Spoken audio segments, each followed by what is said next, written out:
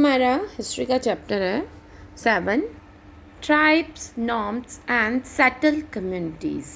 जनजातियाँ, खानाबदोश और एक जगह बसे हुए समुदाय। नॉर्म्स का मतलब होता है खानाबदोश, जो एक जगह नहीं रहते। ट्राइब्स, जनजातियाँ, जो कि किसी भी जाति में शामिल नहीं होती।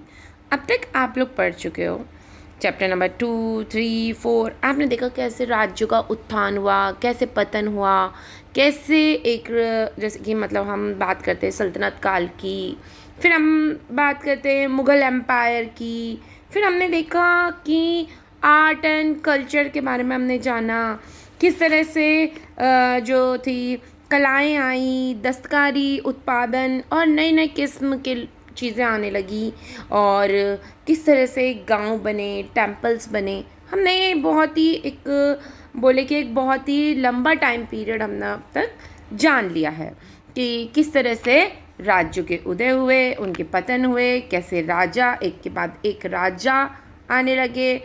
फिर हमने इसके बाद में हमने इनके अंदर आपने पॉलिटिकल पढ़ लिया, आपने इसके अंदर सामाजिक, और हम बात करते हैं इकोनॉमिकल चेंजेस के बारे में भी आपने अच्छे से पढ़ लिया है।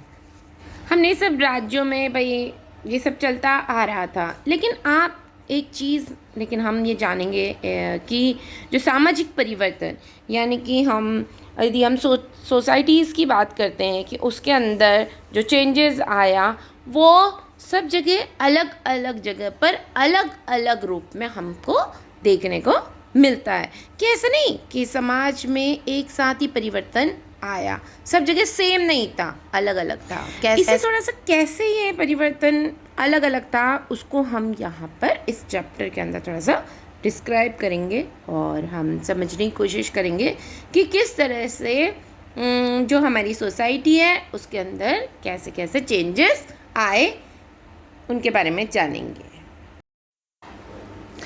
Large part of subcontinent society was already divided according to the rules of varna। जो हमारी सोसाइटी थी वो क्या थी कि किस में बटी हुई थी? वर्णों के अकॉर्डिंग बटावा समाज था हमारा, और वर्ण के नियमानुसार पहले से ही विभाजित भी था, और उसके कुछ नियम भी थे। ब्राह्मणों द्वारा सुझाए गए नियम बड़े बड़े राज्यों के राजाओं द्वारा स्वीकार किए गए। अब जो राजा थे उन्होंने भी ब्राह्मणों द्वारा बनाए गए नियम